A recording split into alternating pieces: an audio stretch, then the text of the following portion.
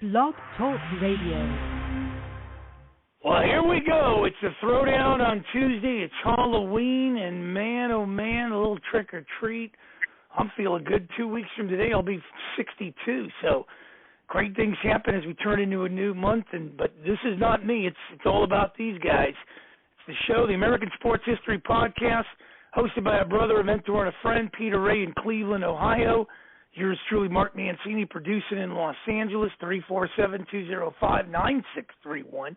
If you happen to miss it, 30 minutes goes by quick. blogtalkradio.com/Mancini Sports podcast platforms, wherever you subscribe to podcast, powered now by Mancini Media. So without further ado, let me lay the red carpet down, put the podium in its place, hand off the mic. Peter the Threes. How are you? How can people get a hold of you? And man, oh man, you're bringing another legend through your great show, and I can't wait to man the boards and throw the questions to you, my friend. Hi, Mark. I'm doing well. I have a YouTube channel. It's my name, Peter J. R-E-A. You're absolutely right. Tonight's guest played right field primarily. He was an MLB player from 1982 to 1993 with the Detroit Tigers, Philadelphia Phillies, Seattle Mariners, Pittsburgh Pirates, and Houston Astros. He had 265, 98 career home runs, 521 RBIs. He was an All-Star in 1985. He was first-round pick and the 18th overall in 1980 amateur draft. 1982 Tigers Rookie of the Year. He had a very strong throwing arm. He led the National League outfielders in assists in 1985, 86, and 87. 1987, he threw out three runners in the outfield were trying to get a single. Balls hit to the outfield. In 1985, he had 275, 14 homers, 102 RBIs. He hit the first two home runs off of Randy Johnson in Johnson's career. He owned and operated a gas station in Conroe, Texas. From 1988 to 2006, he was a manager in the minors. He co-authored his autobiography with Darryl Hawk. Headed home, MLB All-Star Search for Truth in 2012. He's a licensed ordained minister. At the end of his baseball career, he was in financial trouble and pain. He was searching on a journey.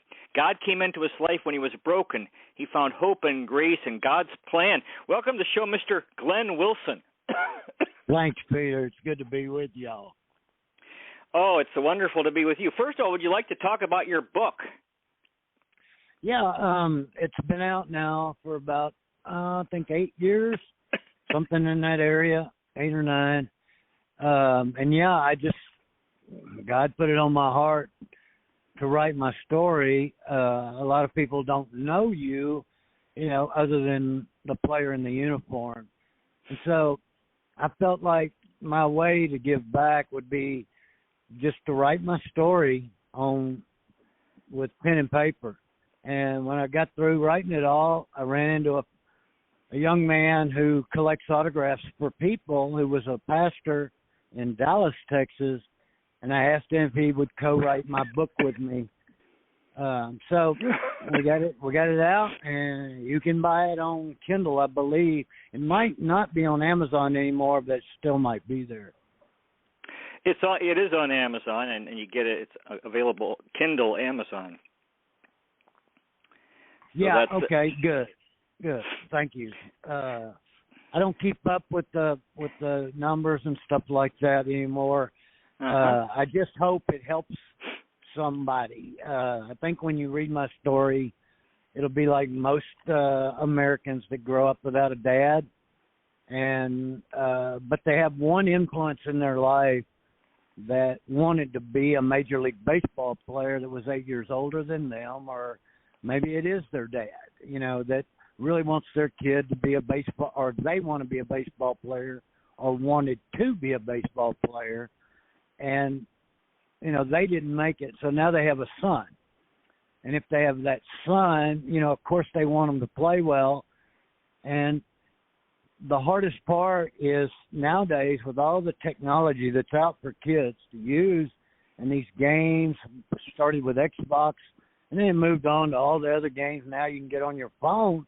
Well, kids are playing those games in their spare time instead of doing what my brother made me do, which was play plastic baseball with him in the backyard by the time I was 3.5 years old till I was 16.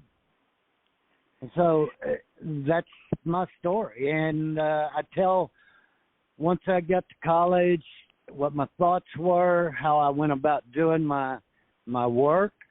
I was very fortunate to have a mom that was an athlete. Matter of fact, she played pro basketball in Mississippi way back in the late 40s and early 50s, and married my dad, and they moved to Houston area because my dad, they tell me, was a Woolworths store manager, but they would send him to different states to build these stores.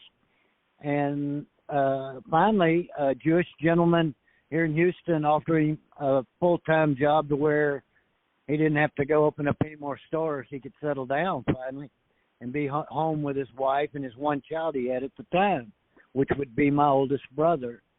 Unfortunately, he passed away when I was 6, and while sitting at that funeral, I heard a voice behind me say, "You're going to go," and it was in a whisper. It said, "You're going to go make your dad's last name mean something."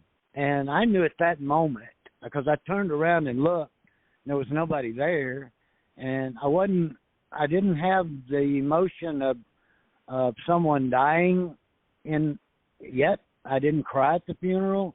I just sat there, I watched everybody. But I heard that voice, when I turned around, there wasn't nobody there. I realized at that moment I'd be a professional athlete. The only problem was I wanted to be the next Joe Namath. However, that didn't work out, but I did get a football scholarship out of high school, where I had hit over 500 4 years of varsity baseball, and we were in a real small town called Channelview, Texas. As a matter of fact, the Eagles quarterback, Jalen Hurts, has gone through Channelview High School now also. So the water must be good for athletes. However, even though I wanted to be that quarterback, I tell people now, if you want to hear God laugh, tell him your plans, because he's got this plan already mapped out for us. All we got to do is follow his lead. Like the other disciples did, they followed him. So here we are today. I'll turn 65 in December, and I still love baseball, but I still love football too. And you're a licensed ordained minister. That's correct. What you want to talk about? What are you doing with that right now? Right now, whenever I get a phone call, I show up. I've been going to the prisons there for a long time, once a month, and I'd get to speak to the inmates. And that's the unit in Livingston, Texas. They're called the Ellis Unit. It's where the lifers are. And the most amazing thing, I've seen some amazing transformations when you go preach the word to the men that are locked up for one mistake they made. And it's sad, but the good news is no different than David in the lion's den. He was thrown in jail. Well, so are a lot of these men. And a lot of these men now, Christ, and several of them are having their cases relooked at. And they're finding out that some of them didn't do it. So whenever I get a call, I go and hit the podium and just speak the word and try to get others to realize that there really was a Savior that came to this earth. And we all have the same opportunity I had to accept him as our Lord and Savior, be baptized in water, and you'll see a whole different life. Your eyes will be opened, your ears, you will be able to hear now his voice, and he will guide you and direct you the rest of your life. When you lose your dad at 6 years old, and you hear he was 41 years old, when you're growing up, you think, well, if he died young, you're probably supposed to die young. And I felt that way, just like Mickey Mantle said in his book, supposed to die young. And here I am, 65 years old, still chugging along with 3 sons, 4 grandkids, and never been happier. I get to play golf every day. I get to be involved every now and then with baseball. Somebody will call. A few years back, back in 18 and 19, high school needed a coach, private school here in Texas, and it didn't pay anything, but I said, I'll take the job. So, actually, God told me to take the job. So I took the job, and I took a bunch of kids that only one was a baseball player. The rest were just, I had 4 other athletes. But I taught them the basics, and I had different defenses set up because it's real easy, for most ex-major league hitters, to see talent right away and know where you can position them when you're playing against them once you've seen them, your opponents one time also. And we came out going within one game both years of going to the championship series, where in the minor leagues, 3 of my 4 years managing, we went to the World Series. So God's led me on a wonderful path, and I can't voice enough to your listeners that with the way the world's going and what's going on in Jerusalem right now with the Strip of Gaza, which is talked about many times in the Bible, that we might just be living in the end times. And the end times, one thing's going to happen first is Jesus is going to come back on a cloud and have all his saints rise up with him. And now is the perfect time for anybody out there struggling with life to ask Jesus to come into their life and lead their life. And I can guarantee you, your life will be totally changed. When I was a ball player, I was a believer. I'd been baptized at age 6. I'd accepted Jesus at age 6. At age 16, I did it again. And I never lived for him. I just prayed to him at night. I didn't live the life because I didn't read the Word. Well, at age 50, I had an issue going on in my life where I was desperate. I had nowhere to turn, no one to tell. So I went to my closet and got on my knees. I surrendered my life to God. And I didn't know what I was asking for because the very next day my eyes and ears were so open. And it lasted me to this day. I still hear his voice daily. The reason we almost didn't get this phone call is I got a phone call from an old friend who tonight, for the first time in his life, is sleeping in a homeless shelter in Arizona. And so I'm trying to figure out a way to get to him so I can help him. And he was a believer at one time, but he fell away. And Hebrews 6 talks about that. And once you become a believer and you fall away, you can't be restored. Now, he also says, I will never leave you nor forsake you. So there's the kicker right there, is that if you've walked away from God, he hadn't walked away from you. He will recover you. But if you continue to stay away from him, well, there's only one place to go when you leave this place. And I think we all know what that place is called.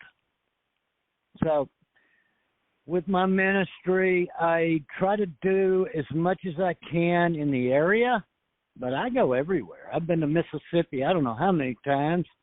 A lot of churches have invited me to speak there. I share the gospel there, prisons, locally. I do a lot of funerals, which is really hard because it's mostly friends from high school and growing up age. Their parents had passed away. God gave me an inner strength that I didn't know I had until my mother passed away. I was on the field in Chicago at Wrigley Field. We had 3 days to go in the 88 season, and I was jogging off the field at the bottom of the third. As a matter of fact, Ronald Reagan had been in the booth for the first 3 innings with Harry Carey and Steve Stone. And as I'm jogging off the field at the end of the top of the bottom of the third inning, the clubhouse kid was at the top step And I saw him, and he never comes out there, and he's looking at me, and right away I know something's not right. So as I get to the dugout, he says, "You got an emergency phone call." And, of course, I get the phone, and it's my wife, and I said, "Which one was it?" Because at the time we had 2 children, and never thinking something would happen to my mother. And she said, "No, it's your mom." And, oh, my goodness, for the first time, I felt the pain of losing a loved one. And it's you can't explain it, but I turned around and just fell. And Jim Leland, the manager of the Pirates at the time, who later became the manager of the Tigers, a wonderful, wonderful man, caught me and held me until I could get it together. The Pirates had a flight for me out that evening and got me home to Houston so I could make all the arrangements for my mother's funeral.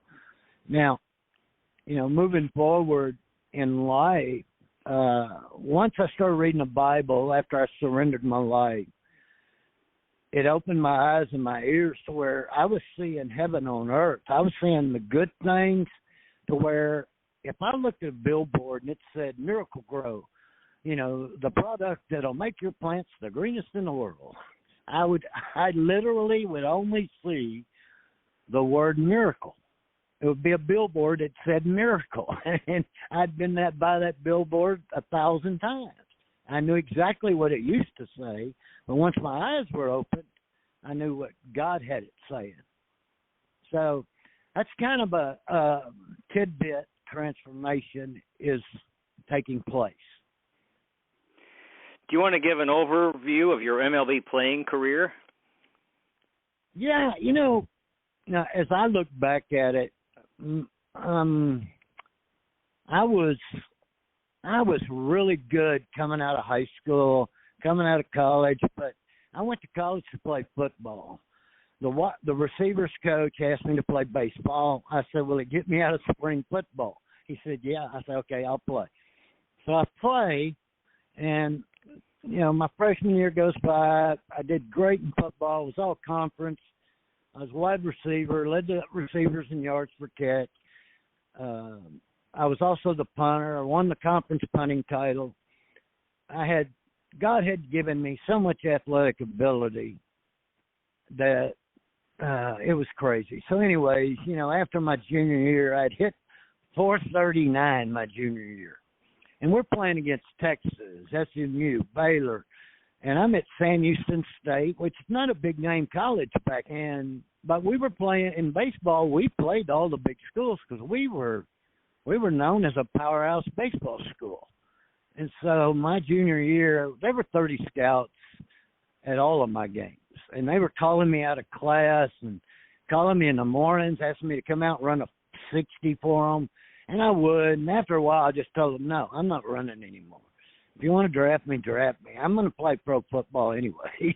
But, because in my mind, I'm still thinking there's going to be a quarterback's going to go down. They're going to need my arm. And I knew I had been blessed with a good arm because I could pitch in high school, play third base, play plastic ball all day in the summer and then play a summer league game at night. So I was throwing some kind of ball all my life. But my professional career started, I got drafted in the first round. Well, the Kansas City Chiefs had already been talking to me to wait because they were going to draft me probably around the 4th round is what Gerald Wilson said, the former punter. But they only wanted me to punt. And so that was a tough decision. And I said, once I got drafted in the first round, being the 18th pick in the world for Major League Baseball, I said, I got to do this. I was about to get married anyways. So I said, I got to make some money, and I don't want to go to work back at a gas station. I want to own a gas station. So let me get the money from the signing bonus, and let's see what happens. So, I flew through the minor leagues, and back then, Detroit, prior, they'd been drafting dual sport athletes. They drafted Rick Leach in 78. They drafted Kirk Gibson in 79. They drafted me in 80. Well, okay, I go to the minor leagues, just I had an average first half year because you get there in the minor league. You get there, when you're drafted and you sign, you go, if you're going to Double A, like they sent all three of us, you're getting there for the second half of the season. And I did okay. It held my own. Did 271, 7 bombs. I don't remember how many RBIs, but my batting average was like only 271. For me, that wasn't good enough. Well, I was a third baseman. I'd been a third baseman my whole life. And I'd made 33 errors in 77 games. And most of them were throwing errors. And because I was just high with everything. And it was just something changed because we played all-night games, and before in college you played all-day games because we didn't have lights. Well, something happened. I just couldn't throw it to first base, and I tried throwing it easy. I mean, they even did early workouts with me. But anyways, to move forward, they made me an outfielder the next spring training, and I'm in big league camp already. And they're bringing me over to playing these games, and I'm really doing well. I remember my first spring training major league game was at Vero Beach against the Dodgers, and Jerry Royce was a pitcher, had a single up the middle and got to first base, and Steve Garvey, who I'd been watching on TV since college, says, "Hey, Willie, nice hit." And I'm like, "Willie?"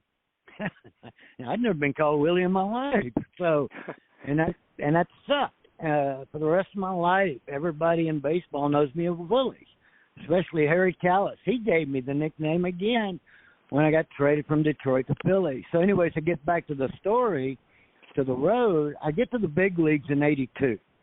They called me up because 2 outfielders got hurt. So I got called up for opening day at home, Tiger Stadium, 36,000 people, packed house, 36 degrees. And I walk on the field in a major league uniform for the first time. And as soon as I put my foot on the top step, the only thing that went through me was, yeah, this is where great things are going to happen to me. I like this place. I never had any anxiety. I never had fear.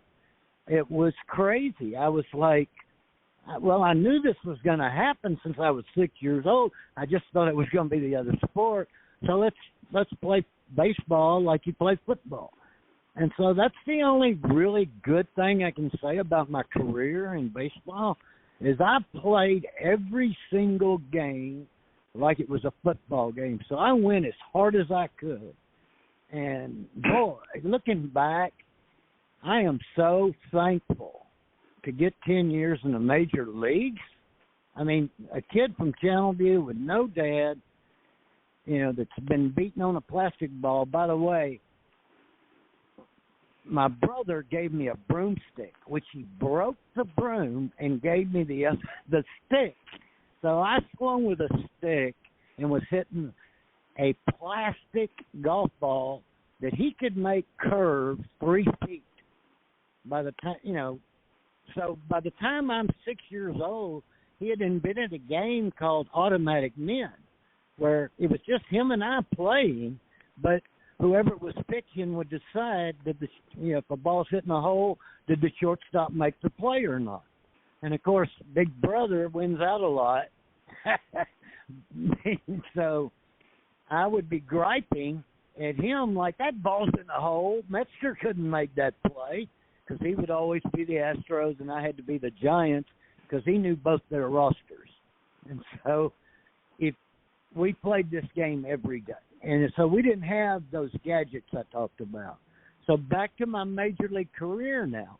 I'm in Detroit.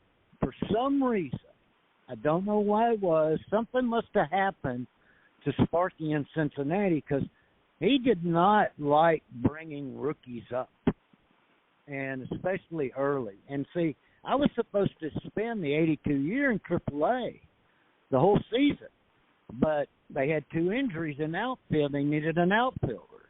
So when they called me up, I'm playing every day. And I'm hitting .432 my first 2 weeks in the big leagues. and it dropped to 365 after 2.5 or 3 weeks. And those two guys were healthy, and they came off the DL, so Sparky had to send me down. So I go to AAA, and then, of course, something happened. They had to call me back up a little early because I got 84 games in my rookie year. And but Sparky just I didn't feel like he liked me. I don't know if he did or not, but it just didn't feel that way. So anyways, I guess I was starting to learn it was a business. And see, that was the side of the game you're not taught. You know, you just go play. And so I just stuck with my theory and just went and played. Got traded to Philadelphia for Willie Hernandez. He goes off and wins the MVP and the Cy Young, his first year in Detroit. And I go to the Phillies, who had just been in the World Series and lost to Baltimore, who barely knocked us, the Tigers, out by 6 games, which, you know, they didn't have the wild card back then. So now you go from there. I'm in Philadelphia and I get traded with 5 days before the season started. So I go to Philadelphia. I'm in the clubhouse at spring training. I'm watching Pete Rose walk by me, Tony Perez walk by me, Gary Matthews walk by me, Joe Morgan walk by me. I'm like, where are they going? Oh, I thought I came here to win the World Series. No, they were in the youth movement because they had picked up Bon Hayes the year before. Anyways, I spent 4 years in Philadelphia. I got comfortable after the 84 season was such a bad year, in my opinion. I only hit 240. Plus, they stuck me in left field, a position I wasn't comfortable with. I played 1 game there in my life. But anyways, you know, I made it a mission in the off season of 84 that 85 I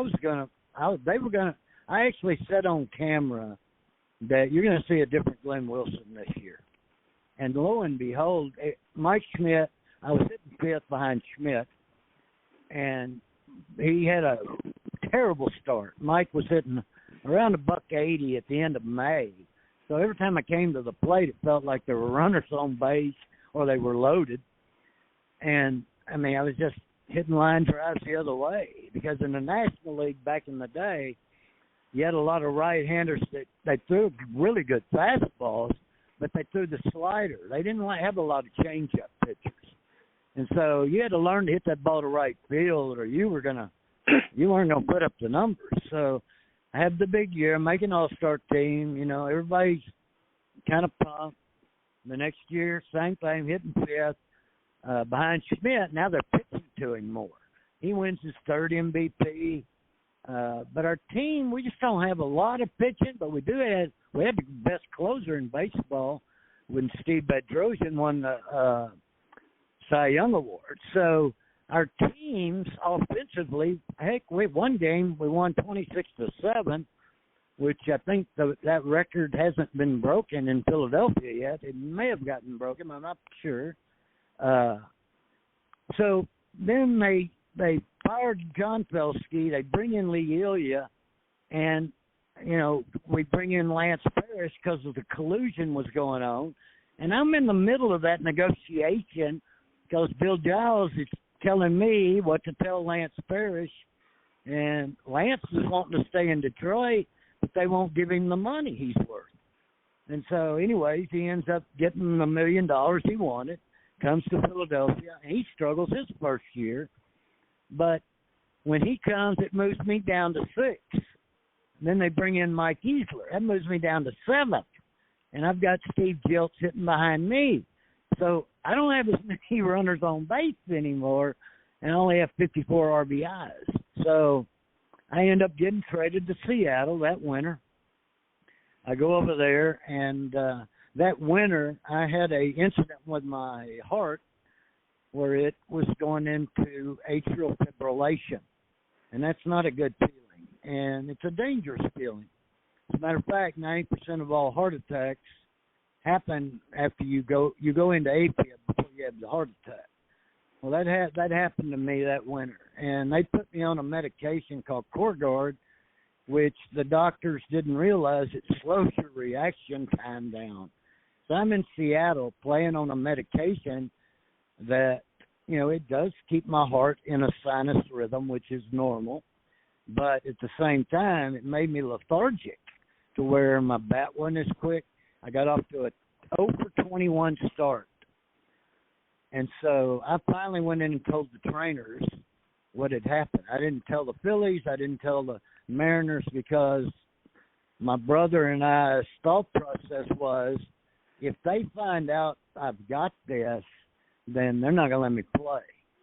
And I said, well, I'd rather die on the field than, you know, be dying at a gas station somewhere. And so I hid it until, you know, finally I went to Seattle's brass and told them, I said, look, here's what's going on. You know, I have AFib. They got me on this medication. The trainer looked at it and said, you can't put this. He's the one that, you know, told me this slows your reaction time. I'm like, okay, well, I'm going to quit it.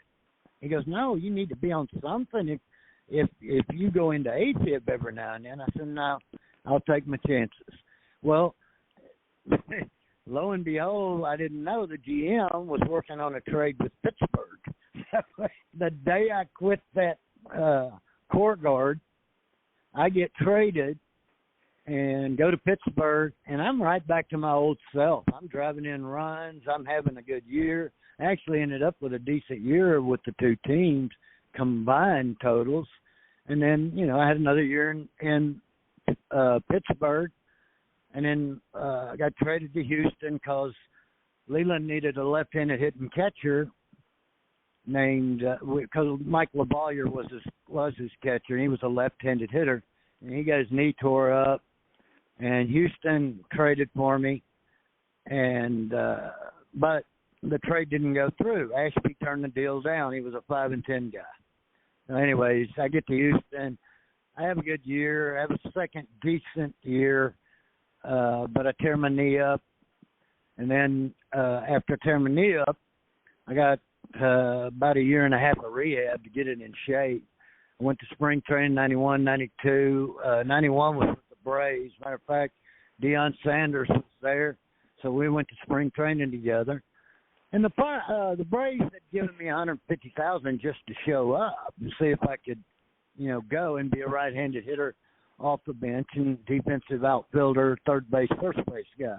Couldn't go. So sat out the rest of that year. 92, I go to camp with the Rangers, and they didn't need me.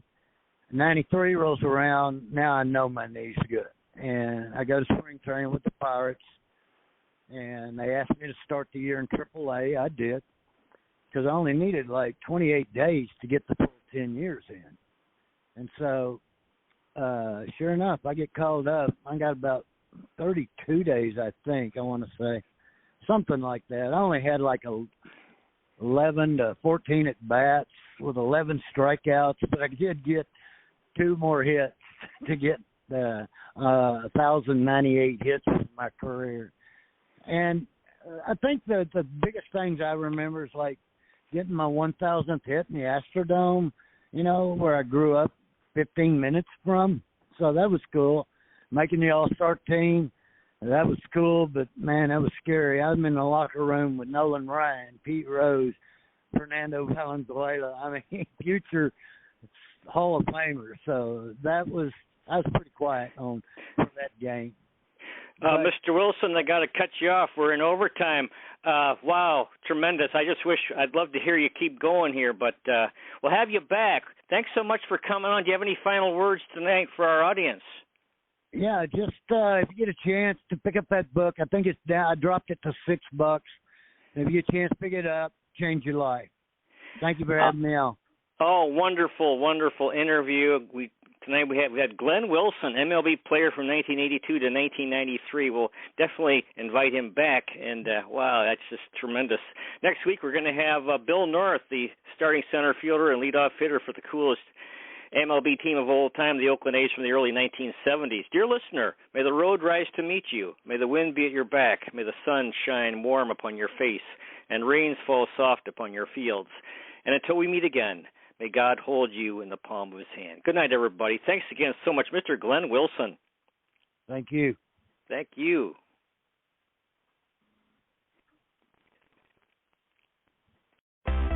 Ah, feel the whoa with Listerine at BJ's. You can save $2.50 now on Listerine products like Total Care Anti-Cavity Fluoride Fresh Mint Mouthwash or Cool Mint Pocket Packed Fresh Breath Strips at your nearest BJ's location. Experience the feeling of a million germs zapped in seconds with Listerine. Discount available through December 24th. Save now, only at BJ's.